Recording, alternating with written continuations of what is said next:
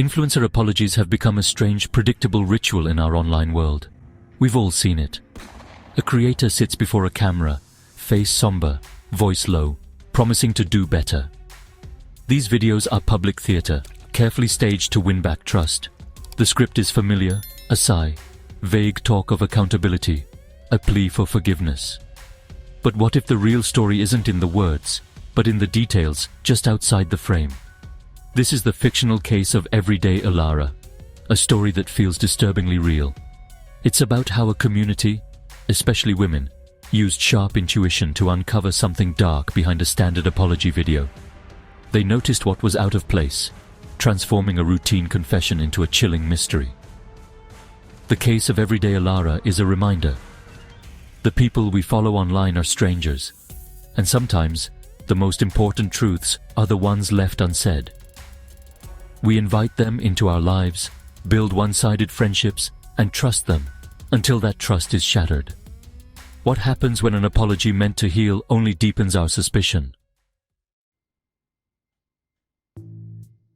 Everyday Ilara built her online empire on relatability, home tips, recipes, and glimpses of a perfect suburban life. She was the friend next door, her comment sections a digital neighborhood of support. Her authenticity felt real, her struggles and joys mirroring those of her mostly female followers. But the deeper the trust, the greater the shock when accusations surfaced.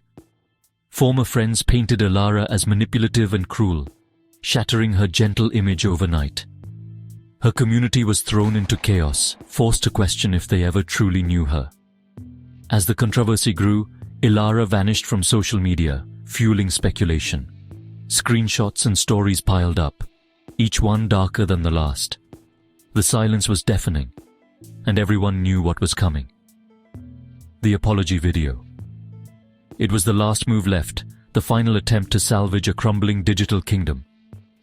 The anticipation was electric, but so was the sense of betrayal. Her followers had invested in her world, and now that world was falling apart.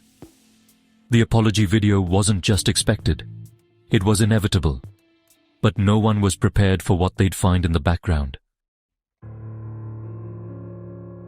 Ilara's video, Listening and Learning, arrived after a week of silence. She sat in a bare room, face scrubbed, eyes red, voice trembling. She hit every note of the classic apology: vague accountability, promises to reflect, and a heavy sigh. But her words were empty. No specifics, no names, just corporate speak. Her body language was textbook remorse, but the tears never fell. The setting was odd. Not her signature cozy home, but a stark, impersonal space. It felt like a calculated move, as if she was trying to distance herself from her own life. The performance was hollow, and viewers sensed it. Suspicion grew, not just about her words, but about what was happening just out of sight. The apology was no longer the focus. The background became the real story. As viewers re-watched the video, their attention shifted from Ilara to the space behind her. Over her shoulder, a plain white door, a dark towel wedged tightly underneath. Why block the gap so deliberately? To keep something in or out? The towel became a focal point, sparking questions in the comments. The room was empty, the towel intentional. What was being contained? Then, a faint thud, barely audible, but enough to make Ilara flinch. Her eyes darted to the door, panic flickering before she regained composure. The clues piled up: the towel, the door, the sounds, her fear. The apology felt like a distraction from something happening just out of view. The video became a puzzle, the door a symbol of a secret locked away. The audience's unease grew. What was really happening in that room? The performance was no longer about forgiveness, but about what was hidden. The door was no longer just a door. The comment section exploded into a hive of investigation. Viewers, mostly women, became digital detectives, replaying the video, amplifying sounds, and analyzing every frame. They mapped the room, cross-referenced old house tours, and identified the door as a storage closet Elara once called creepy. Intuition drove the search. Women shared gut feelings that something was wrong. The investigation spread across platforms, with timelines, diagrams, and theories multiplying. The community was determined to uncover the truth behind that closed door. Among the theories, one dark idea took hold. The towel wasn't for drafts, but to contain a smell. The thuds weren't the house settling. They were something or someone moving inside the closet.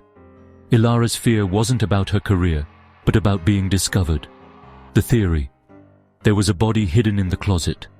Suddenly, every detail of the video was reinterpreted as a desperate alibi. The apology became a cover, the room a strategic choice to monitor the door. The emotional reaction was intense: shock, fear, and a sense of betrayal. The audience's trust was shattered. The performance now felt like a mask for something horrific. As the theory spread, people tagged law enforcement, desperate for answers. The community had done all it could. Now, they could only wait. Elara's story resonated because it tapped into a familiar, often dismissed experience. Female intuition. Women are experts at reading subtle cues, at sensing when something is off, even online. In digital spaces, this intuition becomes collective power. One woman's comment, "This feels wrong," sparked hundreds of others to agree. The comment section became an echo chamber of shared, intuitive truth. Women refused to accept the apology at face value, rejecting the expected role of quick forgiveness. They trusted their instincts, looked deeper, and questioned the narrative. The story became about trust, how easily it's given and how devastating it is when broken. Elara's performance was the ultimate betrayal, using apology as a tool to hide something darker. It confirmed a deep fear: the curated worlds online can conceal unimaginable secrets. Society often expects women to forgive, to restore harmony after public mistakes. Elara's apology was crafted to trigger that response, a performance designed to elicit forgiveness. But this time, the audience refused to play along. Instead of support, they offered suspicion and investigation. Forgiveness, they decided, isn't automatic. It must be earned through real remorse and change. Their refusal was a statement: trust, once broken, can't be reclaimed with a video. The viewers asserted their agency, choosing not to be manipulated by a performance. In a culture obsessed with redemption, they chose skepticism over ritual. Their actions revealed a deeper truth, hidden beneath the surface of apology. Sometimes, withholding forgiveness is the most responsible choice. The story of everyday Elara ends in ambiguity, as many online mysteries do. Maybe the police found nothing, just storage and a drafty closet. Maybe the internet's imagination ran wild over innocent details. But the power of the story is in the doubt it creates, the possibility it could have been true. It forces us to watch every future apology with new skepticism. We're all learning to spot the artifice, to question the curated images we're shown. Elara's tale is extreme, but it reminds us we never truly know the people on our screens. Our intuition is a powerful tool, one we should trust. In a world of digital performance, looking deeper isn't cynicism, it's self-preservation.